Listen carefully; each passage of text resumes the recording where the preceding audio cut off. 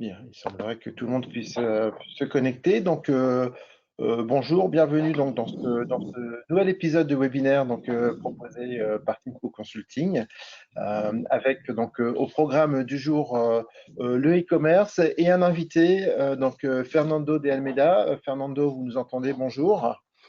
Bonjour à tous, bonjour Benoît, et merci Fernando, de nous avoir invités. je vous en prie. Fernando, qui est Business Development Manager chez Quadient, avec ta filiale Packaging par Quadient, et qui propose, et on verra, c'est un point important dans l'élaboration d'une solution de e-commerce, un point d'optimisation de la partie colisage. C'est bien ça, hein, Fernando, je ne me trompe pas. Exactement, tout à fait. Impeccable. Et comme d'habitude, je vous propose, pour ceux qui nous rejoignent pour la première fois, de découvrir notre petit film de présentation des activités Simco Consulting.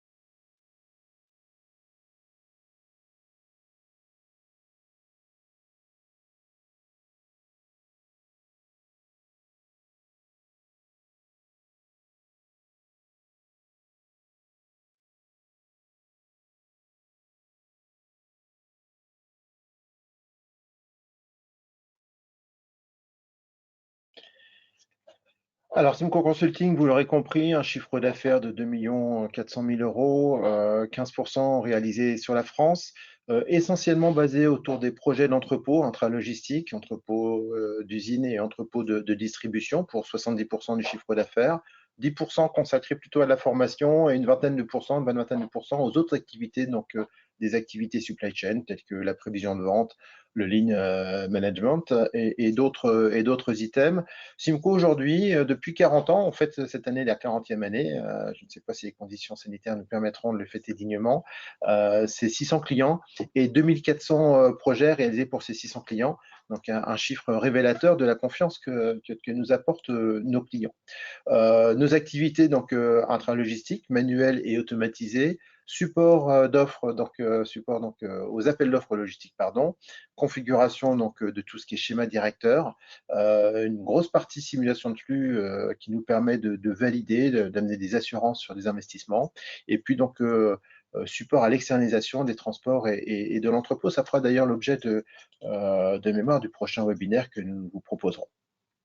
Nos secteurs d'activité aujourd'hui, l'agroalimentaire, la pharmacie, la cosmétique, la métallurgie, GMS, GSB, le e-commerce également, le luxe, l'habillement. Donc, on couvre toute une grande partie des activités possibles, avec, je le disais, des activités sur les usines, les entrepôts d'usines, les entrepôts, les centres de distribution, mais aussi on accompagne des prestataires logistiques sur la mise en performance de leurs installations et voir des réponses à appel d'offres pour leurs clients. Parmi les entreprises qui ont fait partie, qui ont fait confiance à Simco, vous avez quelques logos ici. Vous pouvez en savoir plus en consultant notre site internet www.simcoconsulting.fr. Bien sûr, on reste également à votre disposition pour toute information complémentaire. Nos activités, j'en parlais tout à l'heure, organisation de réseau de distribution, master plan aménagement d'usine, logistique d'entrepôt, qui est le sujet qui va nous intéresser aujourd'hui avec la partie e-commerce, externalisation des transports, prévision de vente, ligne production, la formation. Et à l'intérieur donc du bloc et du pavé logistique d'entrepôt, on retrouve toute cette conception des systèmes de manutention interne, que ce soit donc traditionnel ou avec un niveau élevé d'automatisation, que ce soit départ d'une page blanche ou en mode re-engineering pour faire évoluer justement nos organisations vers les besoins d'évolution de nos activités. La partie simulation, l'amélioration continue qui fait partie aussi du programme de nos activités. On peut passer soit plutôt par des activités incitant à des investissements forts et allant chercher des retours sur investissement, soit des actions plutôt d'actions d'amélioration continue, donc qui permettent de faire des petits pas et de progresser sans forcément déclencher des grosses enveloppes d'investissement. Une partie système d'information également qui a son importance là aussi sur le sujet du jour. Au programme aujourd'hui, donc le contexte, cette crise sanitaire qui a été un accélérateur assez conséquent donc des transformation et des projets de transformation de nos activités, puisque la demande évolue et on le sent avec cette envolée de e-commerce qui amène aussi des exigences au niveau de nos organisations et donc on va en parler. Il y a la transformation des flux physiques, flux d'informations, comment est-ce qu'on les appréhende, quel est l'impact finalement, quelles sont les conséquences de cette évolution de la demande. Fernando prendra la parole donc pour présenter un cas d'étude sur la partie colisage qui a aussi son importance donc avec des solutions donc de packaging par Quadient. Un petit mot sur la meilleure manière finalement de faire le bon choix, évidemment en passant par Simco Consulting. Et puis nous aurons ce jeu de questions-réponses. Comme d'habitude, vous avez possibilité de saisir vos questions au fil du webinaire sur le chat de l'outil. C'est avec plaisir que Fernando et moi-même nous répondrons donc à vos questions donc, à l'issue de la session. Comme d'habitude, nous mettrons à votre disposition le support de présentation qui est très dense aujourd'hui, vous le verrez. Donc, je vais passer rapidement sur certains slides, mais vous aurez l'occasion de les relire à tête reposée et de reposer vos questions derrière, évidemment. Et comme d'habitude, nous vous enverrons également le lien de replay de ce webinaire si malheureusement vous loupez tout ou partie de cette session. Alors le e-commerce, pour commencer, je suis allé chercher des définitions puisque le e-commerce est un terme qui est rentré dans le dictionnaire récemment. Donc selon le petit Robert, c'est du commerce électronique pratiqué par l'intermédiaire du réseau Internet. Bon. Et puis selon Larousse, la définition, c'est du commerce en ligne. Bien. Avec ça, on est content. Donc on fait du commerce, ok, on fait du commerce en ligne, mais encore faut-il donc livrer nos clients.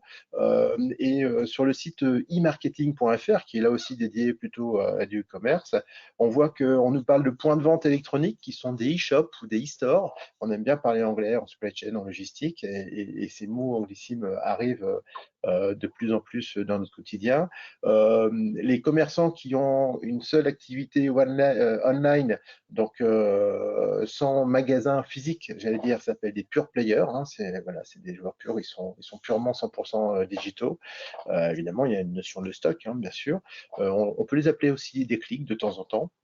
Et puis ceux qui bénéficient de points de vente physiques et Internet, alors on a un terme qui est phygital, mais on les appelle aussi donc les click on mortar. Et ça vient donc de ce terme, qu'on avait, enfin qui vient de cette notion pardon, de brick and mortar qui désigne les commerçants qui ne sont pas présents sur le web. Il y en a de moins en moins quand même qui correspondent. Et puis donc on a aussi une expression qui s'appelle le couch commerce, qui vient des activités de vente à distance où on pouvait tranquillement choisir dans son sofa, dans son canapé, donc consulter les bons vieux catalogues que tout le monde ne connaît pas évidemment pour choisir et faire ses courses tranquillement et donc procéder donc à cette vente à distance. Quelques chiffres plus sérieusement, on a déjà parlé e-commerce lors d'un webinaire l'année dernière. J'ai repris le slide et j'ai rajouté 2 bulles. On avait une progression qui était forte depuis entre 2017 et 2020. Et puis aujourd'hui, on se rend compte qu'on est plutôt à 13,4% en 2020 sur la part de marché du e-commerce, hein, avec une production qui bondit, et avec des transactions qui étaient de l'ordre de 100 milliards d'euros en 2019 et qui sont passées à 112 milliards d'euros en 2020, et des données qui sont, j'allais dire, à interpréter de manière un peu plus précise, puisque on s'aperçoit que les ventes des produits en elles-mêmes sur Internet a bondi de 32%, tandis que c'est plutôt les services qui ont diminué. Ben oui, plus de voyages, plus de tourisme, en tout cas beaucoup moins. Et donc, on est quand même à plus 32%, donc des ventes de produits sur Internet en 2019 par rapport à 2020. Un panier moyen qui s'élève à une soixantaine d'euros, et des secteurs d'activité qui, selon la FEVAD, hein, Fédération e-commerce et vente à distance, s'en sortent beaucoup mieux. C'est beauté santé, plus 52%, les produits de grande consommation à plus 42%, produits techniques plus 34%. Il a fallu équiper les domiciles pour télétravailler. Et puis donc mobilier décoration plus 24%. Les Français ont considéré, ben voilà, ils passaient plus de temps chez eux. Il y a eu un impact aussi sur ces équipements de la maison. Les enseignes magasins qui proposaient déjà des livraisons à domicile, du click and collect, du drive, qui sont des mots qui commencent à parler, à être de plus en plus connus, ont connu un pic de croissance à plus 100% pendant la période de confinement. Donc doubler l'activité en peu de temps, c'est quelque chose d'assez phénoménal. Et puis on a également tout ce qui est place de marché, hein, donc ce qu'on appelle les ventes réalisées pour compte de tiers, qui progressent également de l'ordre de 27%. Alors, dans le e-commerce aussi, on est sur cette partie coût de transport aussi qui a un impact et qui est à chiffrer. On parle ici donc de poids volumétrique. C'est le coût finalement que représente, parce qu'aujourd'hui le transport, quand on achète sur Internet, ça n'a pas de valeur, ça n'a pas de prix, il est gratuit. En l'occurrence, évidemment, l'expéditeur lui paye le transport et il va le payer en fonction d'un rapport, ce qu'on appelle le poids volumétrique. Et selon les réseaux de transport, les réseaux de distribution, on prend en compte ce poids volumétrique. On y reviendra tout à l'heure, notamment avec Fernando, avec un exemple concret. Mais ça fait partie du contexte e-commerce aujourd'hui de parler de ce coût de transport, de l'impact de transport et ce coût volumétrique.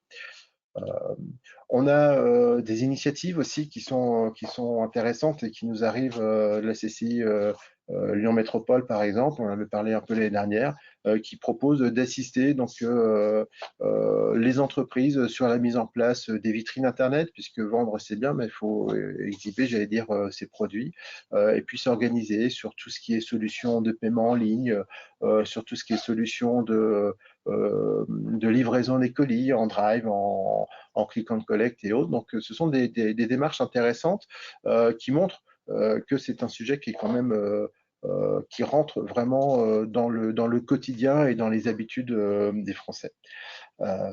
Et pas que des Français du reste. Nous avons ici une étude qui a été faite en mai 2020 également. Donc, je n'ai plus la source,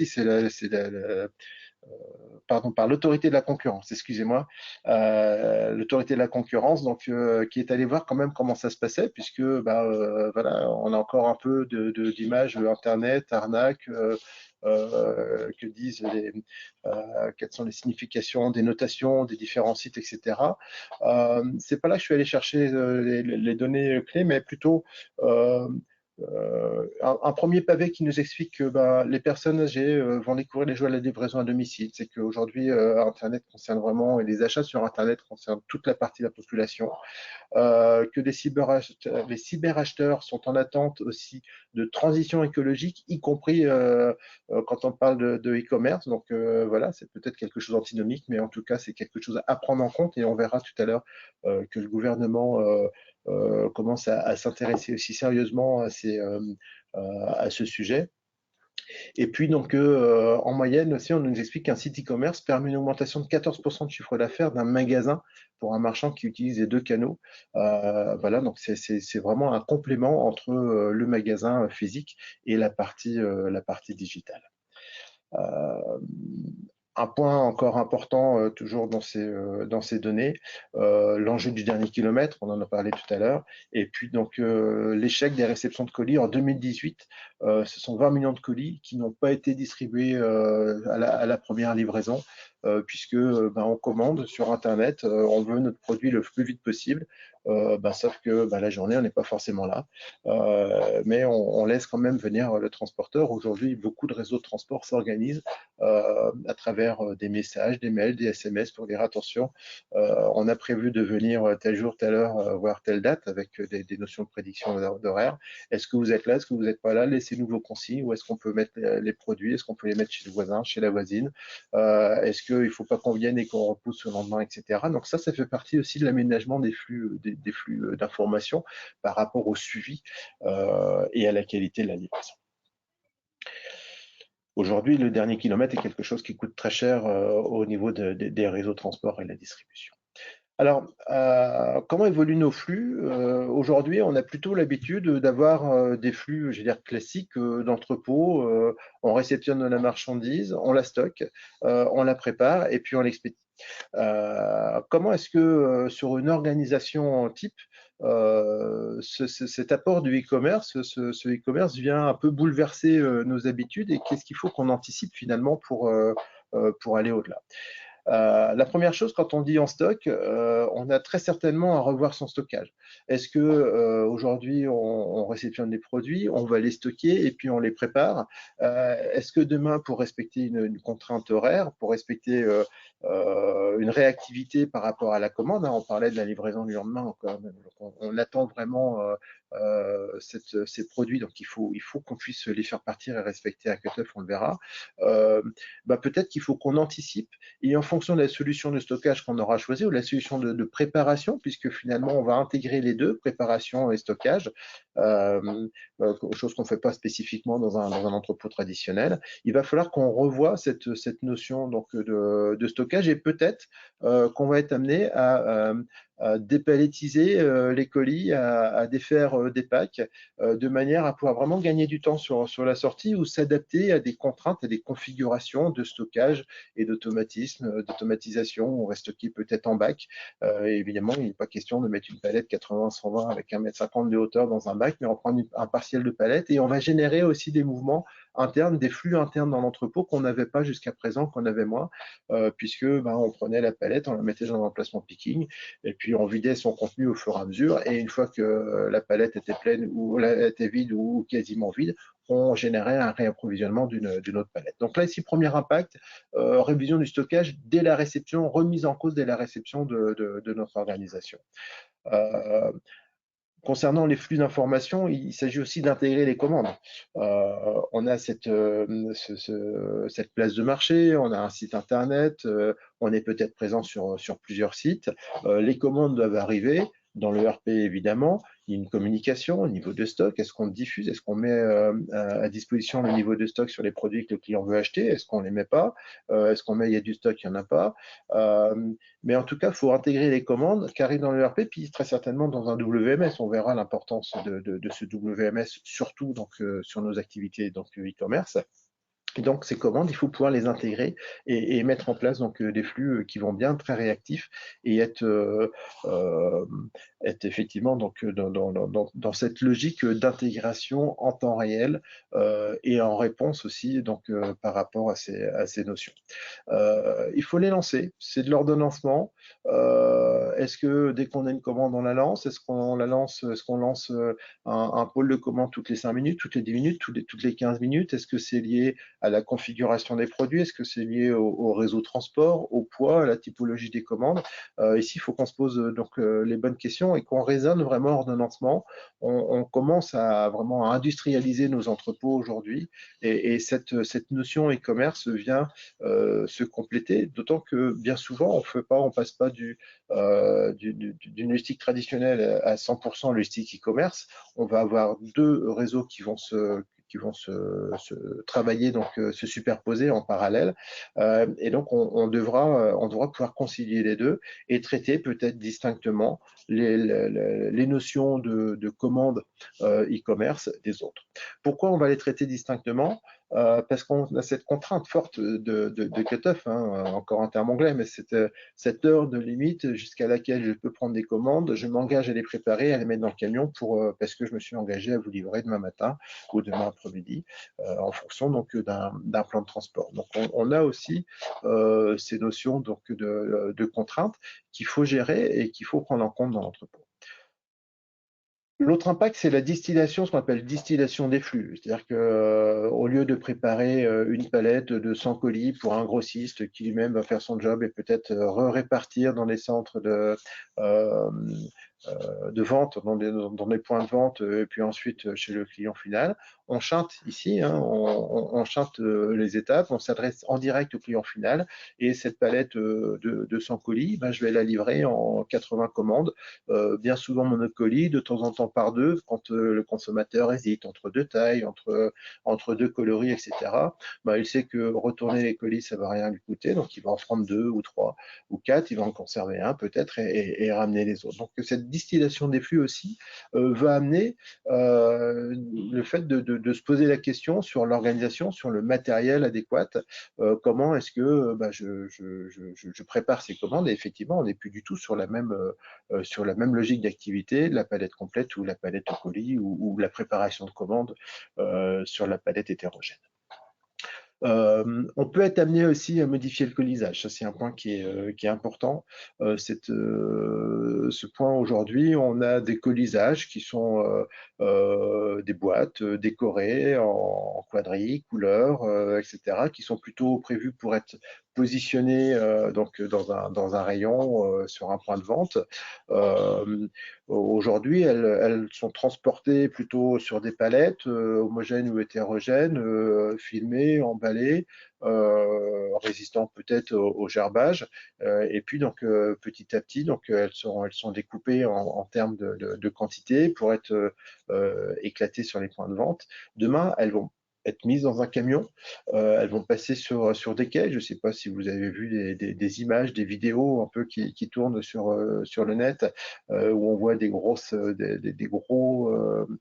entités donc de places de marché, notamment en Chine, où on voit des montagnes de colis. Bah demain, ce colis, il va falloir qu'il respecte des normes. Il va falloir, si vous voulez avoir une bonne note aussi, puisqu'il y a votre réputation de e-commerçant qui est en jeu. Si vous voulez ne pas plomber cette réputation d'e-commerçant, il faut que votre colis, votre produit, qui soit fragile, lourd, léger, volumineux, tout petit, il faut qu'il arrive en état chez le consommateur final, donc qui est votre client direct, et donc il va très certainement, et dans de nombreux cas, falloir revoir le colisage, soit prendre le colis, le mettre donc dans un carton adéquate et sécurisée, j'allais dire, hein, pour pas qu'il soit écrasé, abîmé, soit certains d'entre vous ouvrent les colis, parce qu'il y a aussi des notions de part combien qui peuvent intervenir. Hein. On descend de manière plus fine dans les unités qu'on est habitué à prendre d'habitude. Et donc, ce colis, il va falloir qu'on le change, qu'on l'aménage de manière à pouvoir assurer donc derrière un transport. Quand il s'agit de transporter de la vaisselle, évidemment, c'est quelque chose qui est très fragile en e-commerce, mais qui n'est pas insurmontable. L'impact également, c'est de multiplier les réseaux, puisque en fonction de la configuration des produits, des rapports poids-volume, des destinations, des départements, des régions, on va donc confier les produits à tel ou tel réseau de transport, où on va nous demander de regrouper tous les colis pour telle région, tel département ensemble, et puis tel autre, etc. Donc on va multiplier aussi le besoin de trier les produits à l'issue du processus donc, de préparation et avant la mise en expédition, et avec un impact forcément sur la surface et sur donc, le fait de ne pas mélanger et de bien identifier, tracer donc nos colis. Une obligation supplémentaire, c'est de suivre, puisque le client qui achète sur Internet en e-commerce va vouloir recevoir son petit message qui va bien pour le tracking, pour le tracing, en disant ça le rassure de savoir que la commande est prise en compte, la commande a été est passée sur tel quel de tel transporteur et qu'elle sera livrée à telle et telle date. Donc il y a cette notion de suivi qui arrive et qui elle aussi doit être relayée avec cette notion d'intégration de système d'information, de commande, puisqu'il faut prévoir un échange d'aller-retour entre les outils et puis donc les outils d'exploitation de transport à travers des stations chargeurs ou des connexions directes. Le point qui arrive aussi également, sur lequel on ne pense pas suffisamment quand on anticipe nos organisations e-commerce, c'est la gestion des retours. 18 à 20% des colis, c'est l'estimation, sont retournés sur un process e-commerce. Ça veut dire de réceptionner des articles sur un flux nouveau, de contrôler ces articles, d'anticiper une deuxième vie de ces articles pour ensuite soit les remettre en stock, soit les revendre en mode peut-être déclassé. Deuxième, donc produire ce qu'on appelle les produits reconditionnés ou autres, soit peut-être les jeter parce que on ne sait pas, on garantit pas l'état dans lequel revient ce produit. Et là aussi, un lien très fort avec la partie de flux d'information, parce que le retour, la validation d'un retour va générer un avoir au client, voire l'avoir a déjà été généré avant même de recevoir le colis. Et donc, on doit regarder aujourd'hui qu'est-ce qu'on fait de ces colis et de ces produits. Alors, les particularités donc, de la vente en ligne, quand on parle du e-commerce, alors m'excusez, c'est beaucoup de texte, c'est pas très vendeur en termes de PowerPoint et d'illustration, mais on va gérer un nombre élevé, donc ce qu'on appelle l'ISKU, donc les références, quand on va gérer des tailles, quand on va gérer des coloris, etc. Et puis donc on va avoir cette règle de 80-20 ou de 90-10 même des fois qui va s'appliquer. On doit offrir une gamme assez large à nos clients et pour le coup, on va avoir des produits qui tournent très peu.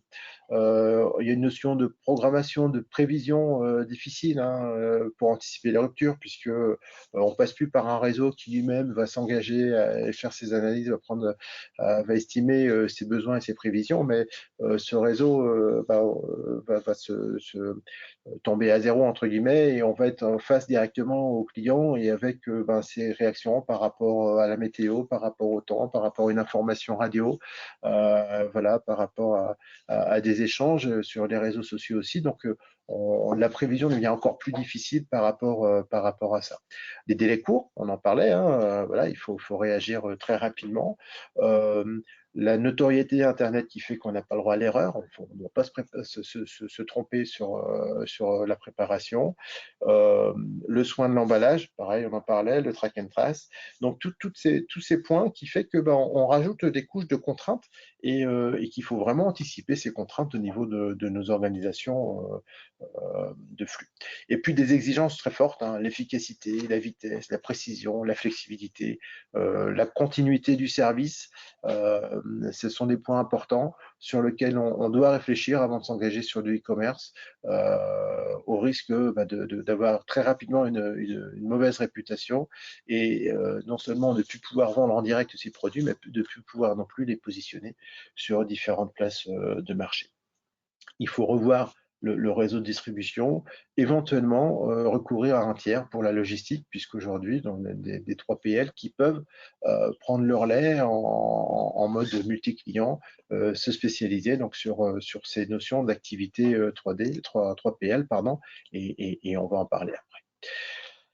Il faut bien sûr avoir des systèmes communicants, maîtriser le temps réel, répondre aux exigences, exploiter un WMS, mettre en place donc un schéma, donc le système d'information, pouvoir ouvrir une partie donc de ces données sur le net et avec cette contrainte aussi de plus en plus grandissante de cybersécurité, puisqu'il ne faut pas non plus qu'on donne l'opportunité à quiconque de pouvoir rentrer dans le système et glisser une petite bombe, un virus, de manière à détruire finalement nos données ou nos organisations de systèmes d'information. Et donc, il faut qu'on puisse être prêt à communiquer entre notre ERP, le WMS en interne ou d'un prestataire, le TMS du transporteur, et puis donc afficher nos stocks en temps réel selon la stratégie de l'entreprise. Ce WMS dont on parle va être aussi au cœur du dispositif, à la fois donc pour le respect donc des engagements, pour l'ordonnancement vraiment de la préparation de commande, et puis tout ce qui va être donc optimisation, parce qu'on reste quand même sur des activités soit automatisées, soit donc liées impliquant une forte main d'œuvre. Donc on a cette notion de productivité qui est capitale et on ne va pas se permettre, à chaque fois qu'on a une commande de 2 colis, d'envoyer un préparateur au plein milieu de l'entrepôt, récupérer 2 colis et puis envoyer ensuite ce même préparateur en récupérer 3, puis 1, puis 2, puis 5. Non, il va falloir qu'on groupe et qu'on raisonne. Et puis, donc, il y a une approche aussi, on parle beaucoup d'automatisation de nos activités de stockage et de préparation de commandes. Aujourd'hui, on parle d'automatisation des process, le RPA, Robotic Automatization Process, qui va lui automatiser les processus administratifs, c'est-à-dire qu'on va simplifier le post-ordonnancement et on va donc définir des algorithmes qui vont eux donc aller chercher donc ou répéter donc ce que fait l'humain plusieurs fois par jour de manière à pouvoir aller isoler, identifier donc et ordonnancer correctement et au mieux donc nos produits. On en parlait tout à l'heure, la gestion des entrepôts, soit on s'organise, on se fait aider évidemment par un cabinet de conseil, mais on aménage nos entrepôts pour avoir la possibilité, donc dans un nouvel entrepôt ou en re-engineering d'entrepôts existants, donc de faire concilier nos deux flux traditionnels et flux e-commerce, puisque l'e-commerce ne va pas effacer 100% de nos activités. Soit on confie donc à un 3PL, il y a des 3PL aujourd'hui qui sont spécialisés sur la distribution, donc e-commerce. On garde notre partie flux d'information et donc on sous-traite et on confie donc la prestation à un spécialiste. Évidemment, c'est quelque chose, on en parlera dans notre prochain webinaire, c'est quelque chose qu'il faut qu'on puisse maîtriser puisqu'on va lui confier à lui finalement l'objet de la satisfaction de nos clients. On peut également imaginer des modes de fonctionnement en dropshipment. Le dropshipment, c'est je prends la commande et je m'adresse directement au fournisseur en lui demandant de livrer pour mon compte et avec à mon image, avec mes bordereaux de livraison et autres, les produits directement donc chez le destinataire. Voilà. Donc il faut faire préparer, bien préparer sa commande, mais il faut aussi les distribuer et ça c'est un point qui n'est pas négligeable par rapport au réseau de distribution. On a une notion, j'en parlais tout à l'heure, de colisage qui est importante. On va passer rapidement sur ce slide, mais on a des normes qui arrivent aussi, ou tout au moins qui sont importantes à prendre en compte dans nos entrepôts, qui vont permettre de tester la résistance de nos emballages. En fonction des produits, en fonction des exigences du domaine d'activité, on doit pouvoir tester la résistance d'un emballage d'expédition complet et plein face à un choc vertical par chute libre ou des notions de gerbage ou des notions d'emballage dans des conditions particulières, etc. Donc tout ça, c'est des choses, vous avez ici une liste de normes qui sont citées, qu'il faut prendre en compte, il faut les anticiper. On demandera tout à l'heure à Fernando si la solution qui est proposée par Packaging, par Quadrant, répond forcément à ces contraintes de normes. On en parlait, il y a les transports, le suivi, le tracking, le tracing. Est-ce qu'on livre en point relais, est-ce qu'on livre des particuliers, est-ce qu'il y a une notion de prise de rendez-vous, etc. C'est quelque chose qui est important, d'autant qu'il y a cette couche RSE aujourd'hui qui est importante. On voyait les cyberacheteurs sont sensibles de plus en plus aussi à l'environnement. Et donc, il y a cet impact dernier kilomètre aujourd'hui qui est très consommateur, très énergivore, qui nous met des camionnets marionnettes blanches plein les rues, qu'il faut pouvoir gérer, maîtriser, réorganiser peut-être. Il y a une grosse, des gros développements qui sont, ou des phases de test qui sont en cours dans de nombreuses municipalités, dans de nombreuses villes. Voilà, c'est des choses qui vont être intéressantes à suivre puisque le digital aussi nous permet d'innover sur ces parties et donc à voir derrière ce que ça peut donner. Mais il y a un impact forcément. Qu'est-ce qu'on propose comme expérience à nos clients pour la livraison en lui faisant comprendre qu'il faut quand même respecter un minimum donc ses impacts et ses dépenses en CO2 notamment. Alors, comment choisir les solutions très rapidement parce que vous connaissez notre méthode. On passe chez Simco Consulting donc par une étude de faisabilité. C'est-à-dire qu'on va analyser l'existant, on va prendre en compte votre stratégie, on va prendre en compte des historiques de données et on va les traiter, on va les projeter de manière à pouvoir les faire parler et puis proposer des solutions qui vont en fonction des solutions, donc exiger des enveloppes d'investissement plus ou moins importantes, répondre à vos besoins, à vos attentes, avoir un retour sur investissement et puis être évolutif par rapport à la suite du marché, à la suite du business. Et donc, on va mettre en place des scénarios qui vont vous permettre de fonctionner, de faire cohabiter finalement vos activités, que ce soit activités traditionnelles et activités e-commerce, de manière la plus efficiente possible. Et donc, on collecte des informations sur les entrées, sur les niveaux de stock, sur les sorties, avec notamment des flux aussi qui sont importants. Hein. Comment est-ce qu'on sort, comment est-ce qu'on va sortir les produits, l'impact sur les flux camions aussi, camions ou véhicules utilitaires, donc qui nous permettent de réaliser pour le mieux ces sorties. Donc ça, c'est quelque chose qu'on va appliquer chez nos clients quand on réfléchit donc à cette transformation donc des activités e-commerce. Alors cette étude de faisabilité très rapidement et je vais passer ensuite la main donc à Fernando. Cette étude de faisabilité va nous permettre d'identifier ici des volumes, des volumétries, un nombre de références, un nombre d'unités, l'image type d'une commande, de manière à ce qu'on puisse aller donc anticiper les moyens à mettre en place. On ne va pas traiter des moyennes, on va traiter plutôt des pics, hein, puisqu'il faut que la solution qu'on mette en place, si on dit ici en mars, on a 10 000 références avec du stock par mois, en moyenne, on est à 6 000, donc bon, on prend 6 000 et puis on se débrouillera sur la fin d'année pour stocker les produits de début d'année. Ça ne va pas forcément fonctionner. Donc on va donc aller chercher donc ces notions à la fois de stock, à la fois de mouvement, de nombre de lignes de commande à préparer en B2B, en B2C, avec l'impact à chaque fois de leur préparation, l'estimation des effectifs, de manière à être le plus efficient possible et de manière à prendre en compte une base de départ la plus cohérente possible.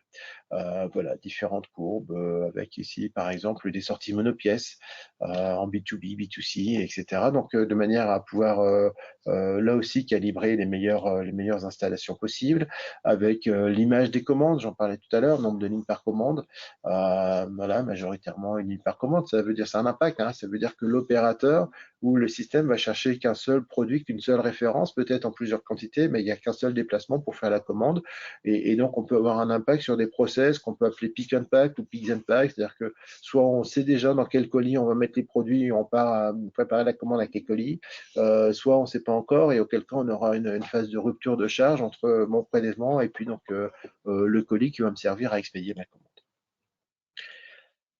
Et puis ensuite, on prévoit donc des solutions avec différentes implantations et qui peuvent être faites en plusieurs phases parce que quand on réfléchit e-commerce, on a un enjeu, on a un objectif, on dit ah oui, dans 5 ans, 30% de notre vente ou de notre chiffre d'affaires vont être consacrés ou réalisés en mode e-commerce.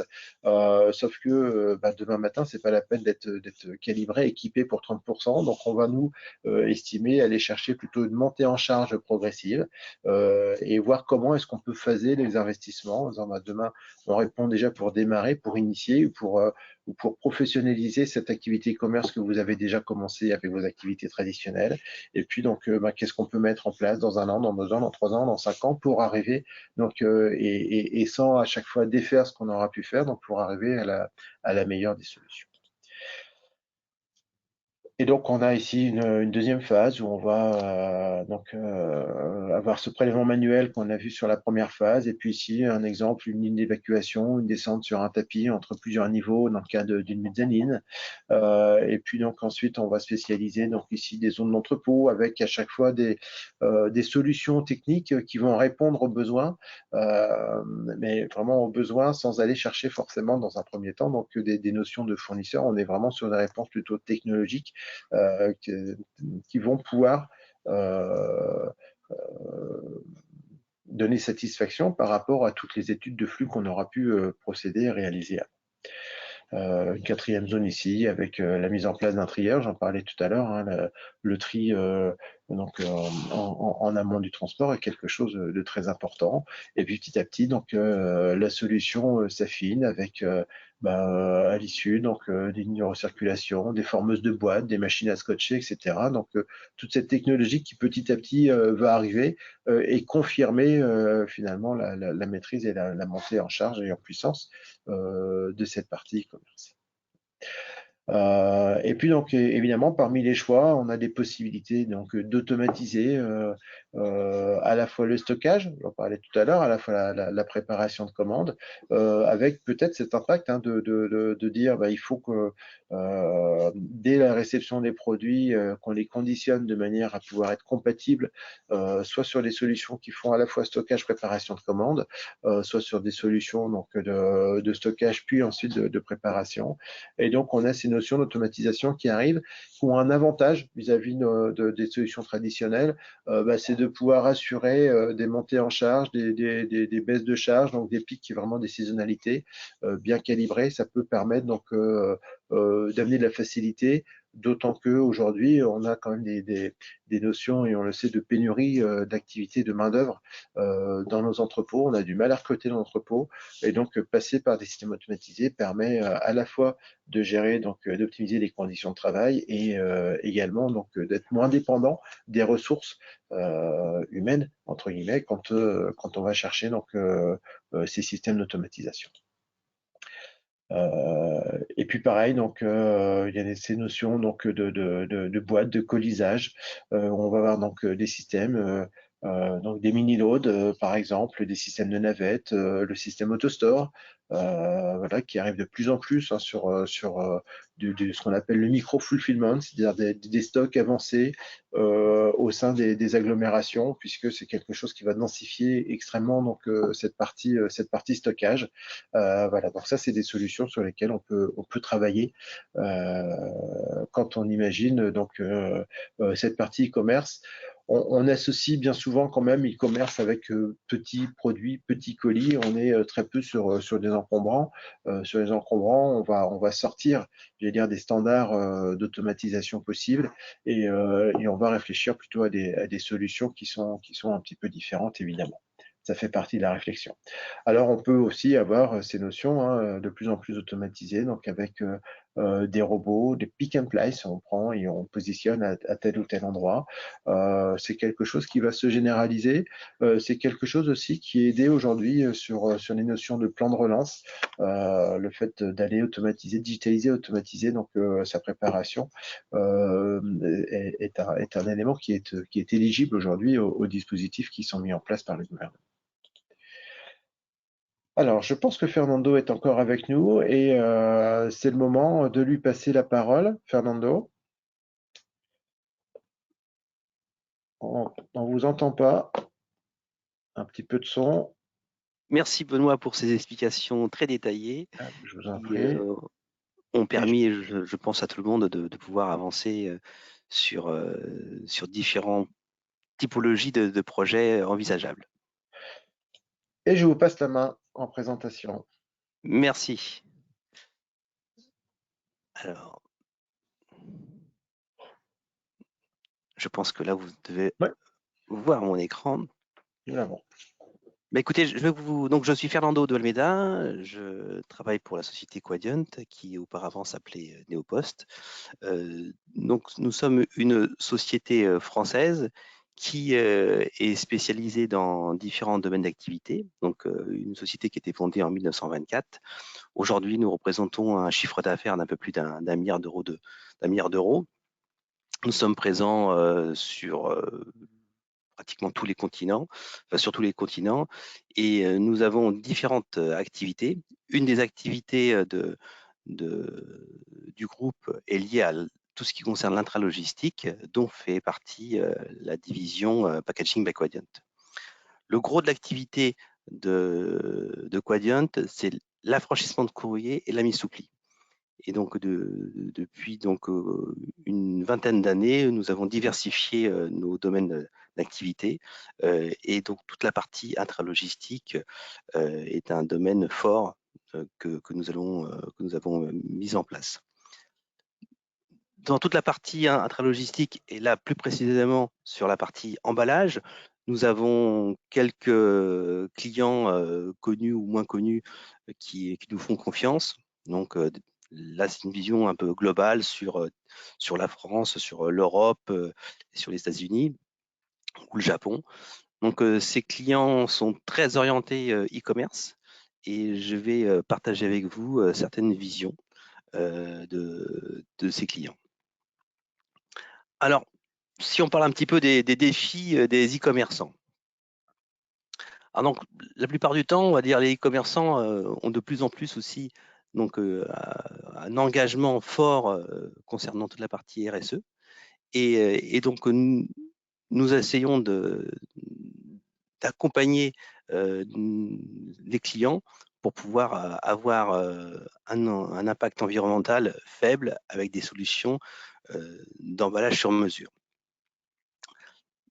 Les clients ont aussi de plus en plus un besoin de privilégier l'utilisation de produits plus nobles. Par exemple, si on prend le cas des encres, prendre des encres végétales, penser à des produits recyclés ou recyclables. Donc, concernant toute la partie carton, favoriser l'emploi de produits venant de forêts FSC. Diminuer au maximum des produits de calage. Donc vraiment, il y a une forte demande dans ce genre de besoin. Mais tout ceci doit quand même rester en phase avec une activité e-commerce où il y a de la saisonnalité et où on doit quand même respecter, les engagements de productivité et d'engagement par rapport à la partie RSE, en ayant finalement un entrepôt qui a toujours la même taille et en devant, il y a des moments, devoir doubler de capacité au niveau de tout ce qui est au nombre de colis réalisés. Alors, je vais vous parler d'un cas d'un client bien connu, Cdiscount. Donc, Cdiscount, juste un petit rappel, en 2020, c'est quand même 23 millions de colis expédiés. Et en 2016, donc Cdiscount a décidé de s'équiper de solutions d'emballage 3D, donc par Quadient. Et donc, il faut savoir que Cdiscount est une société qui était déjà fortement mécanisée, avec des solutions où il y avait déjà des solutions pour créer des colis, mais on faisait notre client ne faisait qu'une réduction en hauteur. Et donc, le challenge qui nous a été donné, c'est de soulager les équipes, satisfaire bien sûr toujours les consommateurs avec un produit de qualité au niveau emballage, maîtriser l'impact environnemental, donc d'améliorer toute cette partie de consommation de carton, de réduction de volume, et toujours d'accompagner donc la performance de la structure.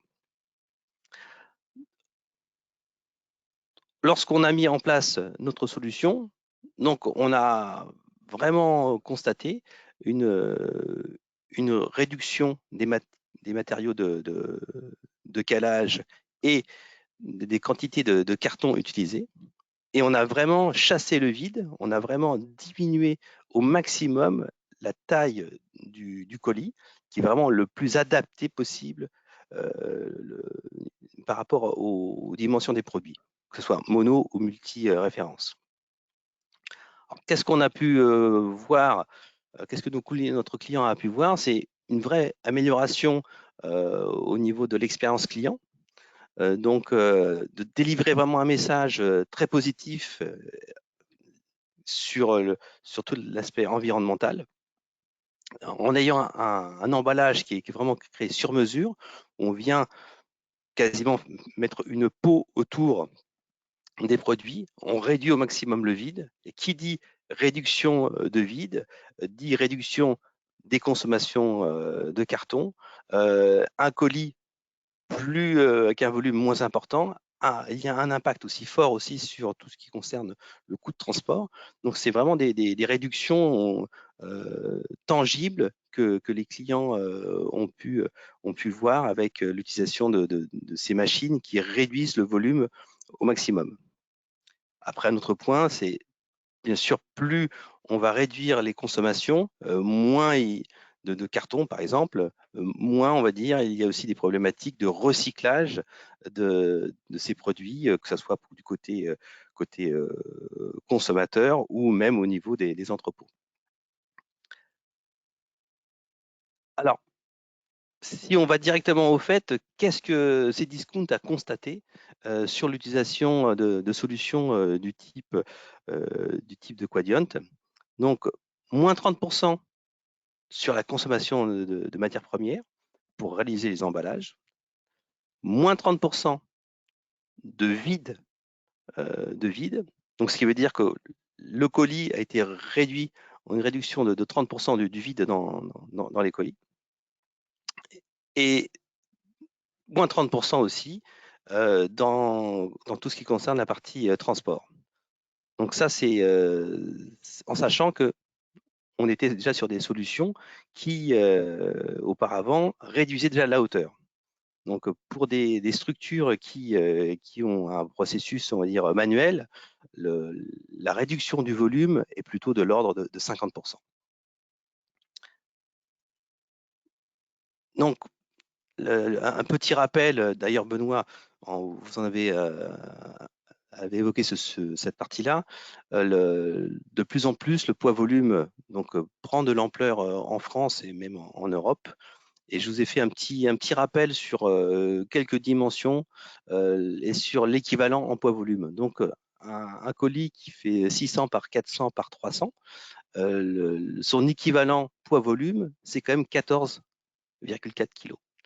Donc, si vous rédigez de 30%, ça ne fait plus que 10 kg. Et au niveau de la grille tarifaire, ça peut avoir un impact très, très, très important.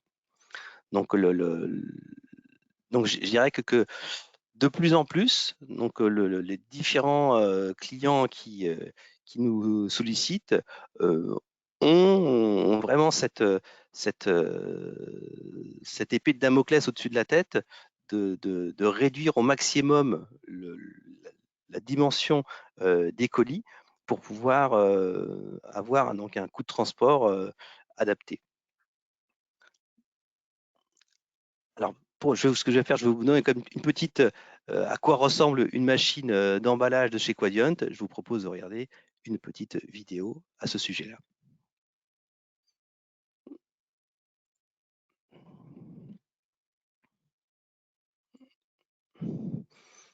Donc là, vous êtes sur le site de Cdiscount. Donc la préparation des différents produits à emballer, que ce soit en mono-référence ou en multi-référence.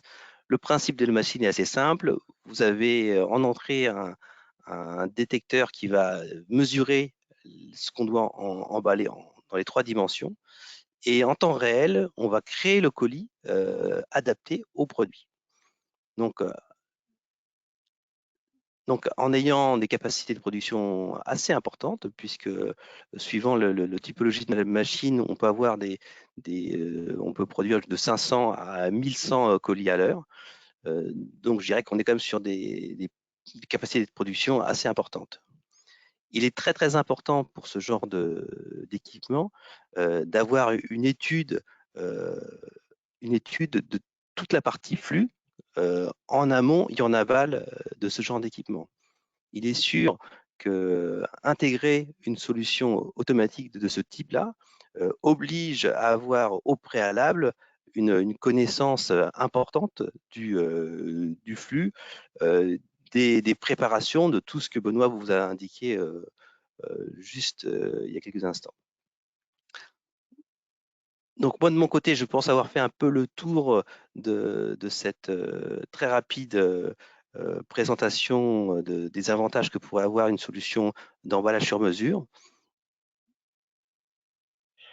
Merci beaucoup, Fernando. Alors, évidemment, on se garde pour les questions d'ici quelques minutes. Je voudrais juste prendre le relais.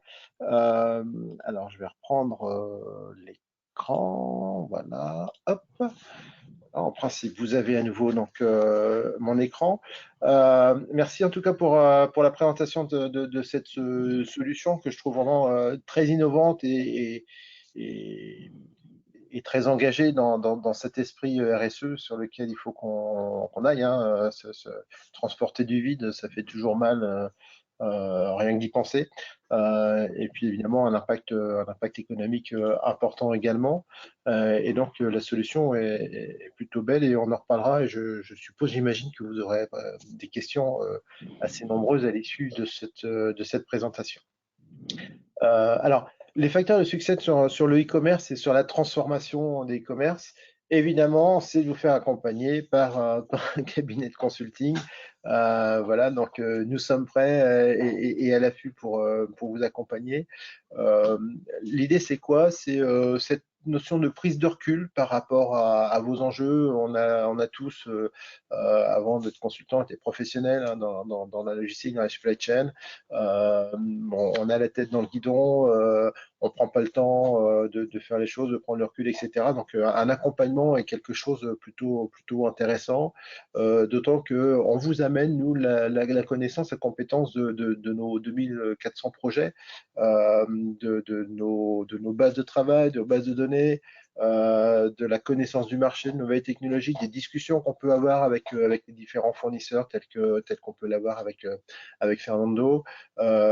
En apportant cette couche importante et fondamentale de neutralité vis-à-vis des solutions. C'est pas parce qu'aujourd'hui on vous parle de Quadient par packaging qu'on va absolument vendre cette solution et pas d'autre. Il n'y a aucun lien. On va vraiment, d'où l'importance de cette étude de faisabilité, analyser les données, analyser l'existant, comprendre votre activité pour ensuite vous proposer ce qui nous semble le plus adapté ou différentes solutions qui nous semblent les plus adaptées donc à vos besoins. La question qu'il faut se poser, c'est toujours lié donc à cet ajout de canal, à la fois sur la prise de livraison, de commande, pardon, à la fois sur cette notion de livraison, et à la fois finalement de dire est-ce que j'ai les moyens de le faire moi en interne, est-ce que ça me perturbe mon activité, est-ce qu'il faut que je prenne un bâtiment supplémentaire, que j'isole les deux, est-ce qu'il faut que je dédouble mes stocks à un moment donné, est-ce que je dois passer donc par un 3PL, et ça c'est des choses sur lesquelles on sait vous aider. Et puis, on va reprendre, il y a un article qui était intéressant, que vous aurez le lien donc, dans le rapport qui a été édité par La Tribune l'année dernière, qui sont les obstacles logistiques majeurs rencontrés par les marques cherchant à accélérer leurs activités. C'est cet ajustement continu parce que finalement, on navigue un peu à vue hein, vis-à-vis des prévisions, des ventes et puis donc des pics qui sont générés donc, par le consommateur final. On n'a plus de notion d'amortisseur ou d'intermédiaire. L'amélioration de l'efficacité du dispositif de gestion de commande, hein, donc sur le système d'information, la livraison du dernier kilomètre, et puis aussi on a insisté bien évidemment sur cette notion de retour.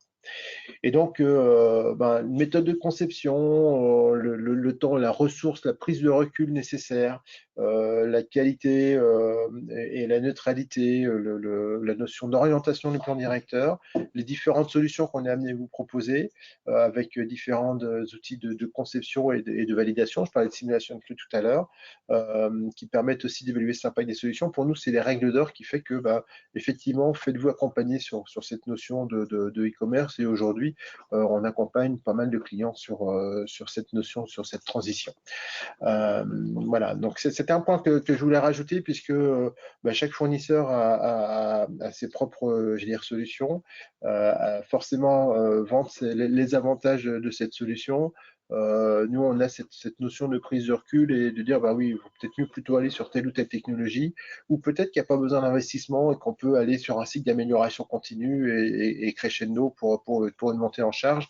Donc voilà, ça fait partie des démarches qu'on peut avoir. Alors, il est déjà midi 5, donc on parle beaucoup, il y a vraiment beaucoup de choses à dire, ça pourrait être des webinaires qu'on pourrait faire sur plus de temps, mais on est à votre disposition à l'issue de cet exercice pour creuser, avancer avec vous si vous le souhaitez. Et je vais regarder tout de suite si on a eu quelques questions de poser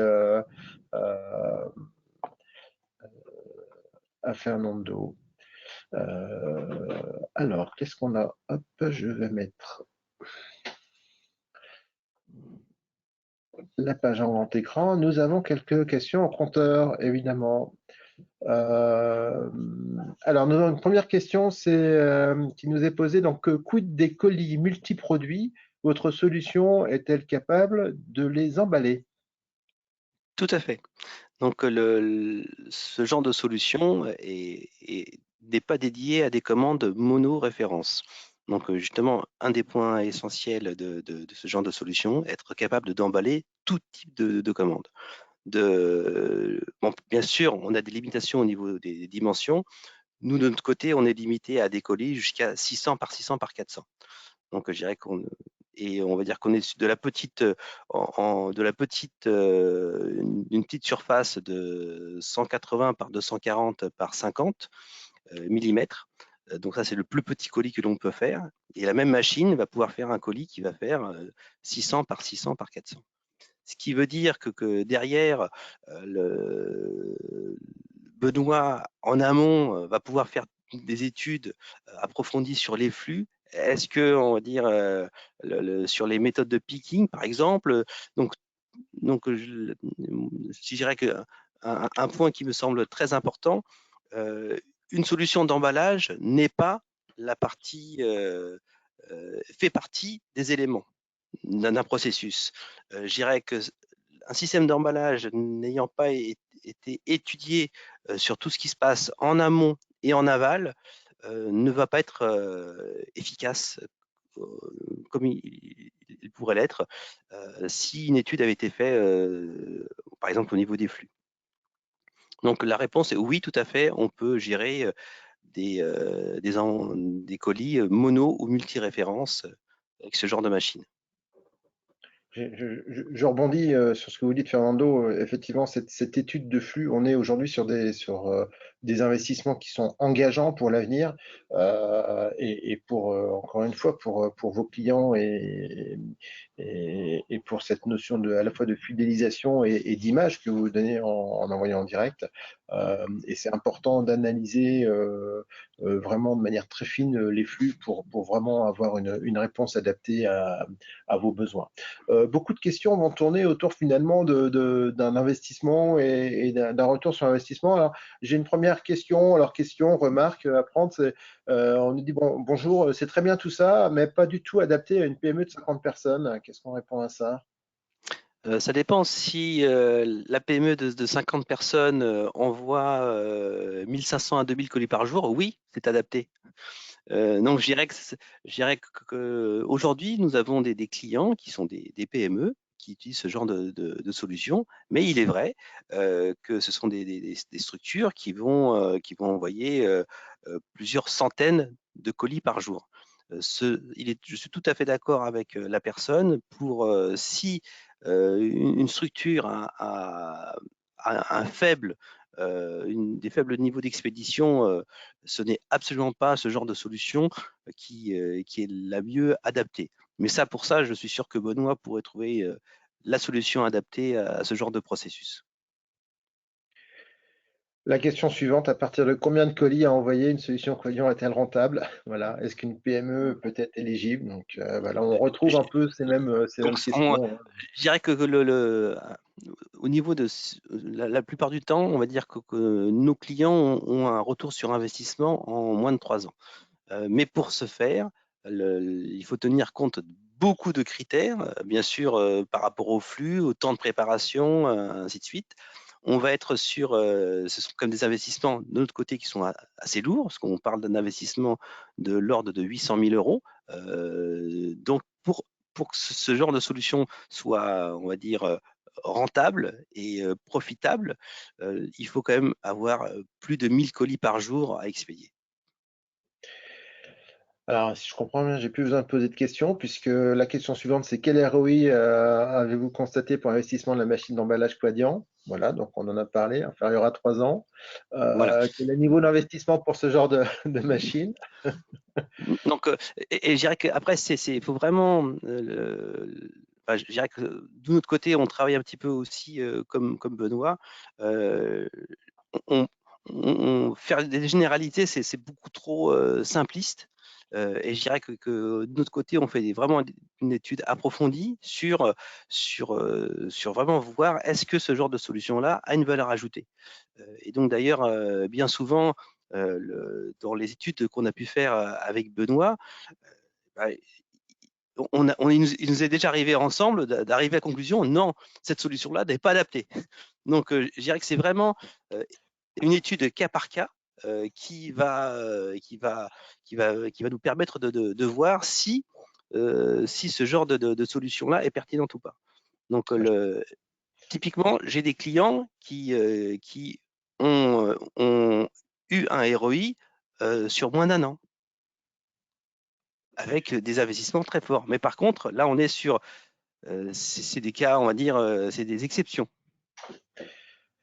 Je peux rebondir sur ce que vous dites, mais le fait de dire non, la solution n'est pas adaptée, si on devait pousser une solution sans en être convaincu, je pense que c'est à la fois votre réputation, à la fois la nôtre, qui serait entachée par un investissement, un abus d'investissement sur lequel on ne rigole pas dans les entreprises.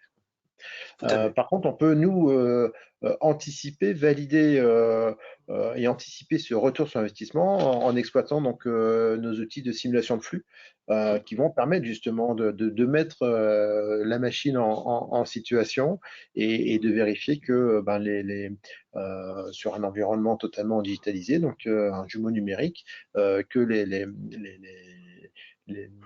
avantages annoncés sur le papier par Quadient seront bien là donc, sur le terrain, puisqu'on a un outil qui nous permet vraiment de reproduire en conditions extrêmement réelles les activités et les évolutions dans les investissements. Euh, vous avez répondu à l'ensemble des questions. Moi, j'ai encore enfin une question et une remarque. La première remarque, c'est que, ou qui peut se transformer en question, depuis combien de temps est-ce que ce type de machine existe chez vous, chez Quadient? Alors, c'est des équipements qui sont assez récents, puisque le premier prototype a été développé en 2013, donc c'est quand même assez récent. Nous avons considéré que nous avons atteint un niveau de maturité en 2016. Et à partir de 2016, donc, nous avons commencé à distribuer, à proposer cette solution d'une façon générale. Et, et donc, nous avons donc depuis donc 2016 commencé à avoir donc cette machine-là distribuée en France. Le premier client qui a eu cette machine en France a été Cdiscount. Aujourd'hui, ils ont 5 machines à l'instant T d'installer. Et depuis, on a une, une quantité intéressante de clients qui ont ce genre de solution-là, que ce soit des clients orientés e-commerce et d'autres. On va dire, on a aussi des clients qui sont vraiment en B2B. que ça soit dans la partie automobile, la partie pharma. Je dirais que de plus en plus, on va dire, ce genre de solution devient pertinente dans des flux qui sortent de l'environnement e-commerce classique. J'ai ouï dire aussi de temps en temps, vous avez une machine d'occasion qui peut se trouver sur le marché Oui, c'est et possible. qui peut minimiser le niveau de ROI. Alors, il n'y en a pas beaucoup au dans de machines, mais en tout cas, ça peut être des opportunités Je qui dirais peuvent que permettre une exactement, accession à la tout à fait, technologie tout à fait. là où peut-être les cadences sont moins importantes que des gros faiseurs. Donc, je dirais qu'en moyenne, nous avons de 1 à 2 machines reconditionnées tous les 2 ans. D'accord. Donc, Ok. c'est vraiment, et pour au niveau anecdote, pour l'instant, j'ai eu par exemple une machine qui était disponible fin d'année dernière, elle est restée disponible 24 heures. Bien. Bon, j'avais eu l'information trop tard. Ok.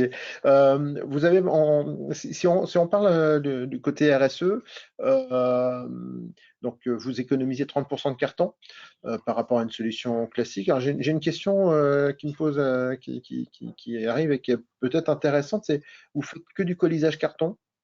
Oui, Alors je ne sais pas quel autre type de colisage ou quel autre type de matière on pourrait utiliser. Et moi, c'est une question que je voulais vous poser, c'est donc il y a donc une découpe du carton forcément et un pliage à dimension. Ça veut dire du déchet quand même, carton par oui, rapport à des oui. bobines de carton. Qu'est-ce que vous faites de ces déchets? Donc ces déchets-là sont à recycler. Donc aujourd'hui, la plupart des cartonniers ou des structures récupèrent ces cartons.